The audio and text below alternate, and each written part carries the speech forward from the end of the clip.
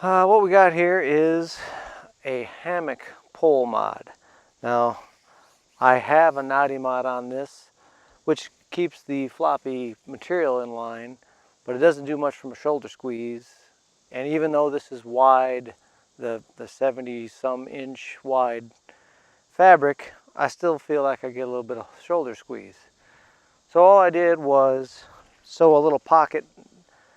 Well, first what I did was I laid in the hammock, and right where my shoulder was, I put a mark on the hammock, and right where my feet were, I put a mark on the hammock, and then I sewed on a little pocket made out of grosgrain that'll take this pole. And so you can see there's not a lot of flex in the pole at the moment or anything. And I also put a little prusik on my structural ridge line and just a loose line on this just to sort of keep it from bunking you in the head when you're getting in and out. So we'll see what this looks like when we get in or out.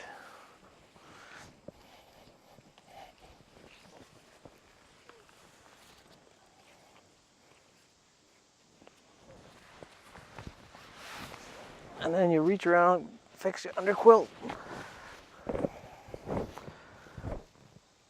Now another nice thing about this is that it doesn't seem to affect the underquilt at all. So the people that tie lines to the ground may have some interference between the line to the ground and the underquilt.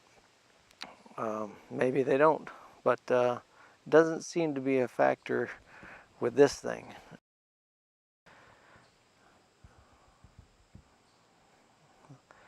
Well, this thing's my daily driver, so I actually got this so I could use it in the house and not have to tie or put a nail in the floor to use tie outs on the hammock.